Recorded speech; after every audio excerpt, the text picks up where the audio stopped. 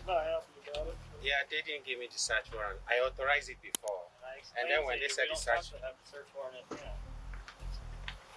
Okay. Can I borrow your phone then to call my lawyer? This is 37-year-old Ayula Ajayi, an IT professional and a former Army contractor.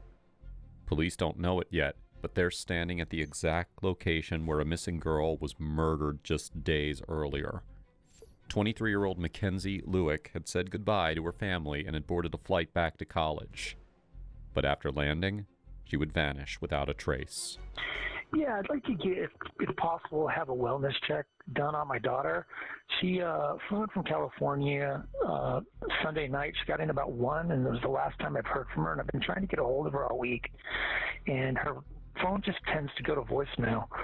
I was just wondering if I could have somebody maybe go by her house and check on her. Her car's here. She's not answering the door. Do you have a phone number for her or anything like that? As days stretched into weeks, detectives uncovered secret romances, disturbing camera recordings, and a suspect's disgusting fantasies.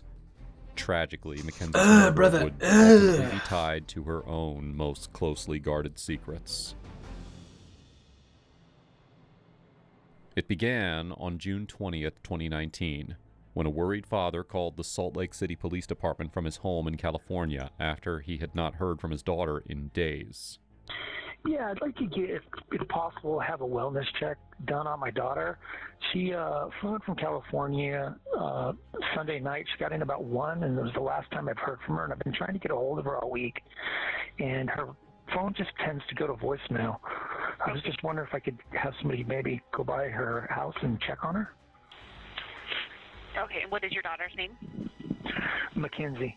23-year-old Mackenzie Lewick had spent a week with her family in California for a funeral before returning to Salt Lake City 3 days earlier, late at night on June 17th. Her message to her mother after landing was simple. Landed. Love you, Mama. But they had not heard from her since. When did you say you heard from her last? Last time we heard from her, she got off the plane coming back from L.A. It was 1 a.m. She was going to grab an Uber and go home, but that's the last I've heard from her. So 1 a.m. this morning? No, 1 a.m. Monday morning. So we've been trying to get a hold of her all week, and she hasn't. Usually it's unlike her to return a call, not return her calls, but it goes straight to voicemail, so I don't know if she's lost her phone. She's unable to communicate, but she should have a laptop or something, so just a little concerned, that's all. Police officers are dispatched to Mackenzie's home that same day. But when no one answers the door, they decide to speak with the neighbors. We're knocking on that door, too. Oh, I knocked on theirs, too. But, I heard no. So you're trying to get... You don't hear it all?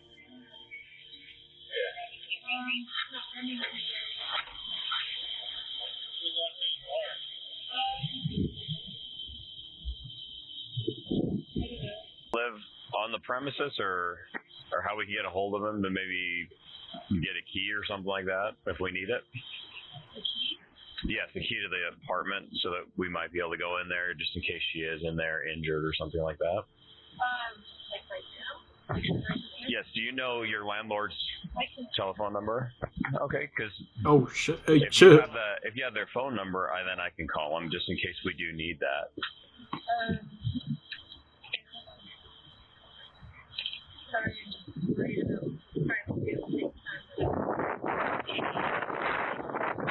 Her parents are calling in. That's lovely.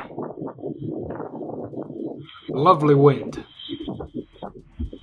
But as officers continue their inquiries, an unsettling feeling begins to set in that Mackenzie may not have made it home that night at all.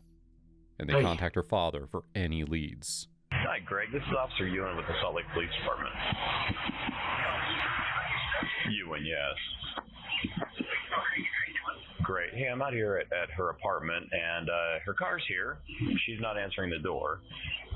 Do you have a phone number for her or anything like that?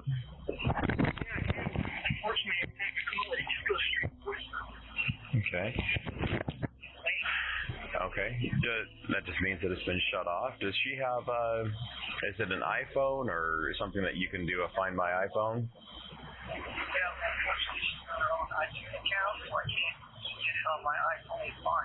Oh, okay.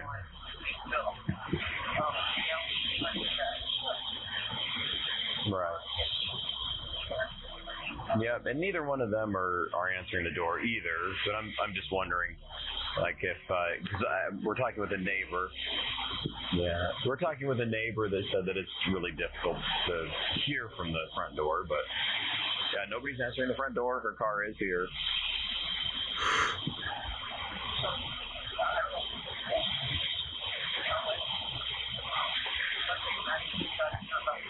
There's a lot of air pollution. Sound pollution. Okay. All right. Is there a way that we might be able to get in touch with her? Or? Sure, I'll try and see if there's any contact information for her up there at the university on what classes she might be taking, but I'm not sure to get out that information. You said her landlord is named May?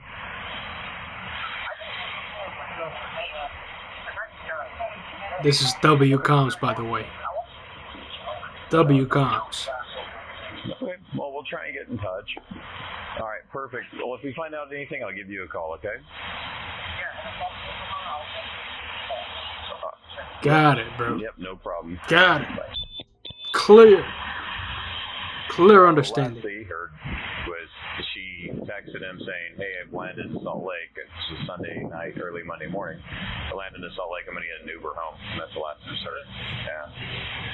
And then, But no one knows yet that this is the last time Mackenzie would ever speak to anyone, and that her sudden disappearance is tied to a dark secret that she has been hiding from her family.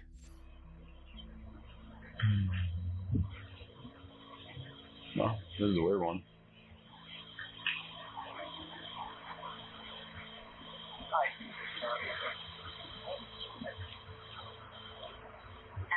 Please record your message. When you finish recording, say hang up or press 1 for more options. Hi, John. This is Officer Ewan with the Salt Lake City Police Department. Just giving you a call. I just need some information regarding a Mackenzie Lewick that lives in your downstairs apartment here at 870 East, 600 South. Her parents are concerned, trying to get in touch with her, and they haven't been able to do so.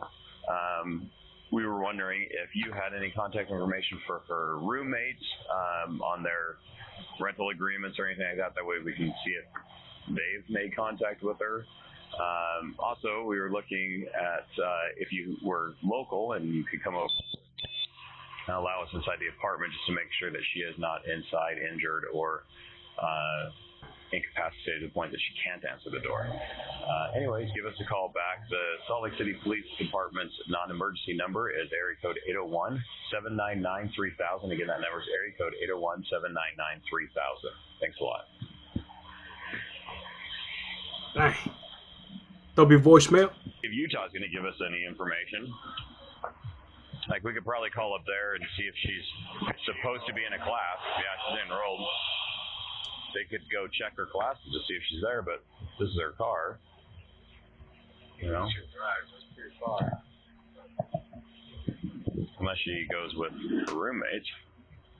She must have been a cold tape runner.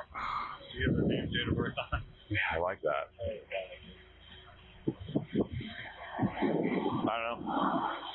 And landlord's not answering his phone, so I just left him a message. See if this is Kravat's car right here.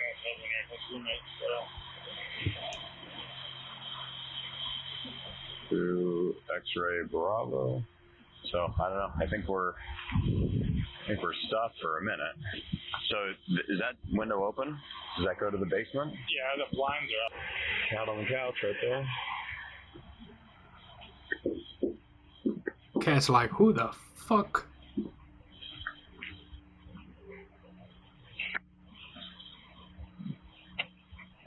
I don't see anybody. I don't see anybody on the floor.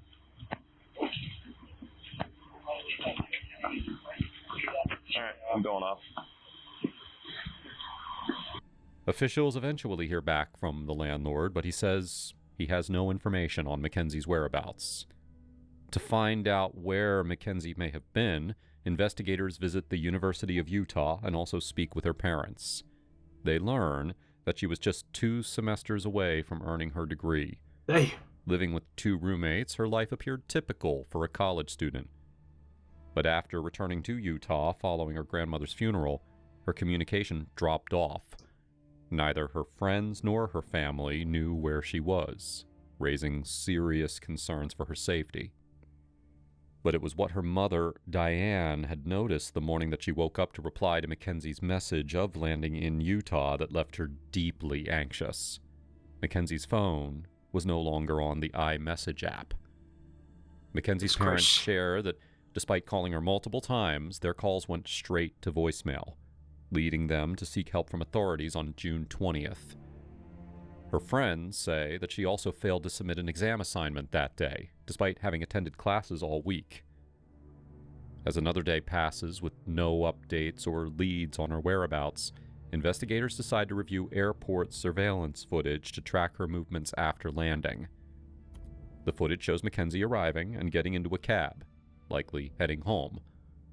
But while authorities see her enter the vehicle, they have no way of knowing where she went next. That changes when a friend of Mackenzie's, who had been looking after her cat and has a key to her apartment, lets investigators inside. W friend. But it is what they do not find inside her home that puts them on edge.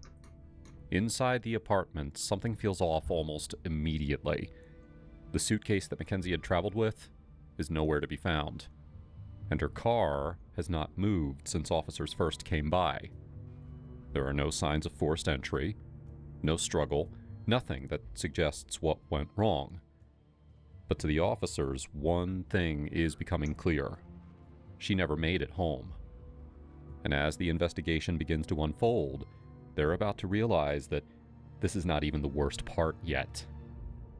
This is W reviewing Animations. Mackenzie's bank account, her father notices an unusual $300 deposit on June 10th. She had not been asking her parents for money and had been managing on her own. And although Mackenzie worked part-time at a biotesting lab, Greg is unsure if this is where the money came from. But what neither he nor the investigators realize is that this money trail will expose another side of Mackenzie's life they have not yet uncovered. When investigators speak with her friends about the transaction, they learn that Mackenzie had been using dating websites to meet men for financial arrangements. This raises 2 possibilities. Either she is genuinely missing, or she left on her own with some man that she met through the app and does not want to be found.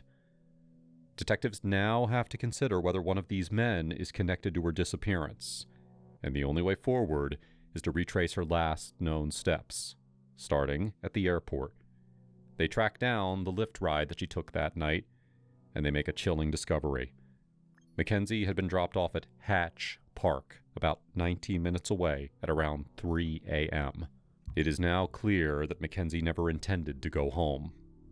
But her meeting someone at a park this late in the night just didn't add up. And investigators realize that the answer may lie with the Lyft driver. When investigators speak to him, he tells them that as he dropped Mackenzie off, there was already a man waiting in a car. Mackenzie got out and walked toward him. It appeared that they knew each other, so the driver didn't question it and left. The search identifies 6 devices active in the area during that time. One of them pings 6 separate times and does not belong to Mackenzie or to the Lyft driver, but to a 37-year-old man named Ayoola Ajayi, or AJ, an IT professional who once worked for the armed forces. Suspiciously, his phone had been in the same area as Mackenzie's just before 3 a.m., right before her phone went offline. But this was just the beginning of something far darker that investigators just won't see coming yet. As investigators dig deeper into Ajayi, they discover that he had been communicating with Mackenzie through the TextMe app, which is enough reason for them to bring him in for questioning. Police now have their first solid lead, and this conversation proves crucial to finding Mackenzie Lewick. We didn't call you down here. You're not under arrest. You're being detained. You can leave anytime you want to, okay? It just doesn't make sense. I want to get to the root of it too. Yeah. Because when you said my IP is showing, that means something is wrong. But AJ had a solid alibi to prove his innocence, which he presented at the very beginning of this interview. So, I have security camera in front of the house, and then I have one inside the house. So I go through the old video camera. Actually, so that's my baby. Remember, she was with me on that day. Okay. So according to the video, she was with me. So we were driving, and that was June 16th. Okay. Hey, talk to me. Well, I was going to bring the whole hard drive of the old security camera, but my lawyer told me that because you mentioned that the IP and everything, that I should hold back. Okay. And she asked me to be careful what I share with you, because she said it doesn't make sense for my IP to be showing. Okay. Moreover, he doesn't deny using the seeking arrangement site. PTSD and anxiety. I just need to talk to someone whenever I'm alone and I'm freaking out. So this is the seeking arrangement website? Yes. Okay. So, and I go through the whole everything. I can't see anyone that matched that profile and that matched that picture. I put it up on KUTV just like you put it up for me. I check all of them. Okay. But if you see, you can see most of them are in Seattle, Ogden, everywhere around the world. Okay. So I never even try to meet them. I just need someone to talk to whenever I'm freaking out, so to calm down. So even some of them are in Washington, D.C. And one in Logan. So all of them, all we just do is to talk.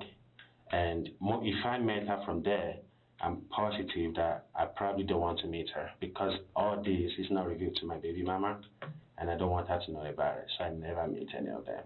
But while this seemingly solid alibi and information are enough to clear AJ, detectives are not convinced. AJ cannot deny using the website because the detectives have solid evidence. But they have nothing to prove that he actually spoke to Mackenzie, which he conveniently denies. But if that were true, why had they been texting outside the website on the night of her disappearance? AJ claims that Mackenzie may have found his number from his profile and then texted him to ask if he was interested. So you're still saying that that's the only text, that's the only messages you got from her, right? That I can remember. So, but for her to just send me a question mark, so there's a possibility that I've talked to her in the past. So, like, if I show you some of the messages, you will see that some people, I reached out to them like 2 years ago, and then they just randomly just message me. And don't get me wrong, I'm not saying you did this or you were involved in it at all. I'm just saying that someone at your house or someone was using your IP address, that's all. Yeah. I'm just trying to get to the bottom of it. I would like to do that because I'm freaking out already. I have anxiety and I have PTSD, so that's why I've been calling you, like, please let me help if any way I can help. Even my lawyer don't want me to come here right now. To further support his claim, AJ states that while he did not save the numbers of people that he spoke to on the website, he did send a selfie to Mackenzie when she asked for his picture, but she never responded afterward. So earlier you said we could take your phone and download it. Are you still willing to do that or no? I just need to call my lawyer and see if it's okay, because I want to help as much as I can. Sure. But she's saying that some police just want to pin it on someone that they can. AJ claims that he downloaded all footage from his home cameras from June 17th, along with data from his phone, but suddenly becomes reluctant to submit them without first speaking with his lawyer. AJ, the only reason, you can understand if this was your sister or something, or your mom, we'd be working just as hard to find her for you, okay? This family is in that same boat. We just want to do everything we can, and just because you've chatted with her, you've texted back and forth twice or however many times, and it's bouncing off your IP address, we just want to cross every avenue, make sure that people aren't involved, people who are staying with you, people might be parked outside of your house using your Wi-Fi. We just want to make sure. AJ is allowed to leave for now, but not For before now. detectives collect his phone as evidence. The following day, when officers arrive at his house to execute a search warrant, he appears largely cooperative, but on edge about his phone. He's not happy about it. Yeah, they didn't give me the search warrant. I authorized it before. And then when they said the search warrant, have the search warrant in hand. Can I borrow your phone then to call my lawyer? I'm going to give you her phone number right now. You remember her name when we went that? Susanna. Clear in this room, clear in the bathroom.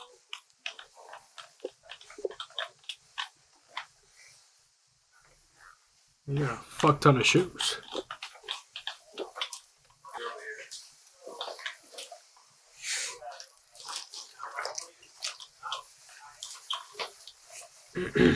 Salt Lake Police, anybody down here? Is that a basement? Hello? Salt Lake Police, can you come out, please? If that's a basement, he's definitely guilty, bro. Hi, it's the police department. Are you renting this room? Yes. Okay. We are going to be serving a warrant on this house, so we need... Is there anyone else here? Just me. If you want to just grab your wallet. I got it in my wallet. Okay, we'll need you to come out then. Okay. Is there anyone else in this room? Get my... No, nobody's here, just me. Just you? Can I get my car key? Car key, brother, you're not going anywhere. I'm gonna be working at the airport. Do you have... Grab your wallet. He has his wallet. He just wants his car key. We have some detectives upstairs. Let's walk upstairs. Let's double check that real quick, and then I probably got no issue. Yeah, I'll go ask right now. With no clear evidence tying him to her disappearance, officers allow him to leave while they continue their search, unaware that this decision will soon uncover a far more twisted truth. I don't want to disrupt anything that they're doing. I can tell you where I think I know where it is, beside the drawer in the kitchen. Okay. Or in the office of my desk. You can follow me there. No, I'm not going to have you go in. Hey, Chris.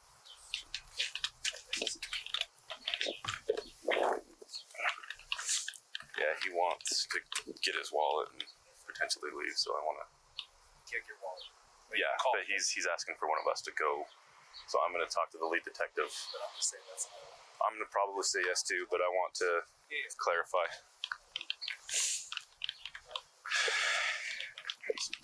Is that something you wanted to do? Yes. Okay.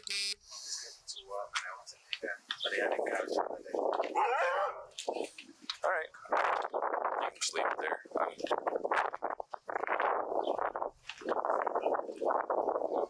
Thank you, sir. You're welcome. Did you say you're going to which library? There's a library down this road. On the other side of the freeway. Yeah. West. Don't be running off now. Don't move countries now. Yeah, it's very new. It has couch that I can just sleep. But I will be there, and I don't have a phone, but if you guys walk in, I will sit where you can see me. Okay. I will tell them, and maybe they'll send me to pick you up if they see if you want to come back. The police officer picking me up there. In my nice red Camry. But if you pee in it, I'll take you to jail. But I have to pee. All right, AJ. So is that where you'll probably be? Yeah, unless you want me to stay, I'm happy to stay. No, you're welcome to leave if you want to. If we wanted to come talk to you, is that where you think you'll be? Yes. Okay.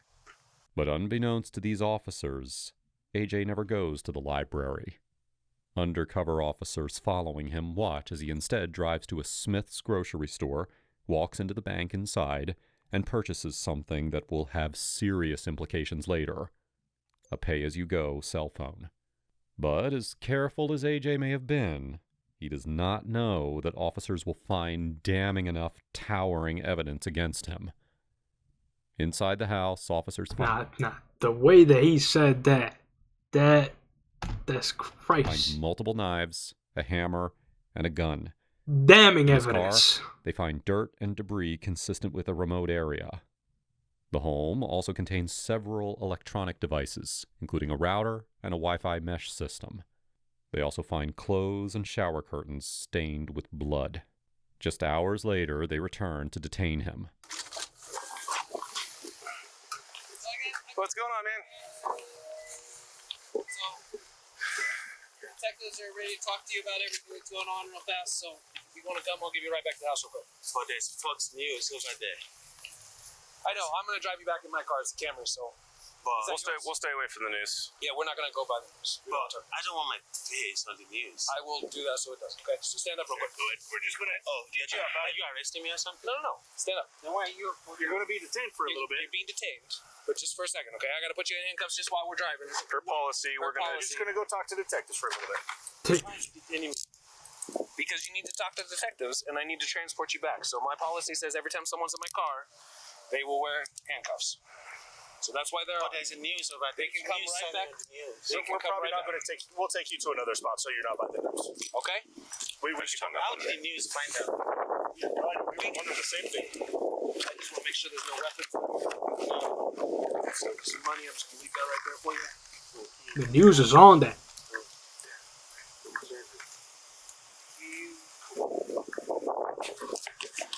We have him 1082.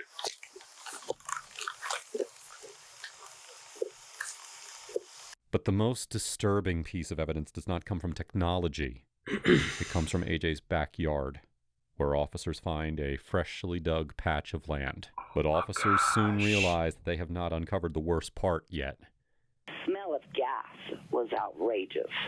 And I thought maybe I was in my bedroom and I smelled it through my window and I thought maybe it was my motorhome. And so I came outside to make sure, and there's this smell in the air that was just almost rancid. It was just really disgusting smelling. AJ's next-door neighbor shares that on June 17th, he burned something in his backyard that gave off an extremely foul smell. A canine unit is brought in to search the area, and as the dog alerts, officers make one of the most tragic discoveries. Human remains are buried beneath the ground. Oh, gosh, bro. Yeah. See, there's some burnt paper there. What the fuck?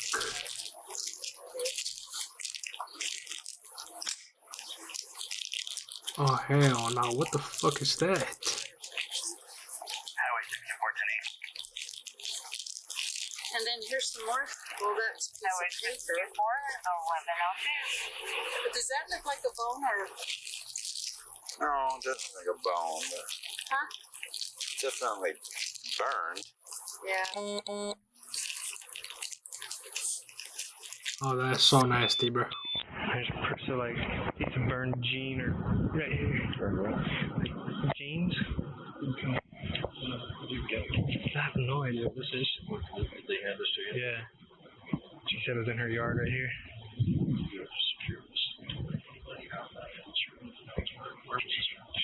She picked it up. Can't tell what it is. Look. I don't think it's bone, but you can't see like burned stuff everywhere. Gosh. She said they've been back here though. Yeah. You can touch it.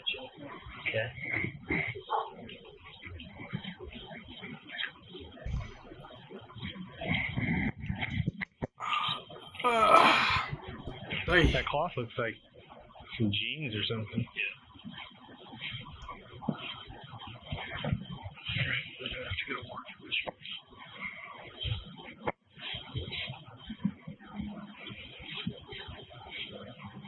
South of, I've got Howell here holding the scene. I've got the alley blocked off. Gotcha. She actually handed us the baggie with that burned whatever in it. Got it. But this is still not the worst part. And as detectives interview AJ a second time, they are no longer as patient. AJ continues to argue that this is all a mistake, claiming he kept his Wi-Fi open for Airbnb guests, which is why there is confusion around his IP address. But this time, the detective is done with his excuses. Don't know. Are you saying you don't know or you don't remember? Because those are two different things, AJ. And you are a very intelligent person. You're a good-looking guy, okay? You told this detective that you've been on not only seeking arrangement sites, but you've been on some other sites to meet companionship, and I can see why. You're a good-looking dude. You got a good physique. Shit, you could be probably a model or something, right? But Are you interrogating him, or are you glazing him, bro? Like, I already know. I'm coming in here to give you an opportunity and a chance to be honest. And I'm telling you, for man to man, look at me. I'm telling you, man to man, we are having a conversation here, and it's not going good. Okay? I want you. I'll be just totally blunt with you. I want to find Mackenzie. Her parents want to know Mackenzie.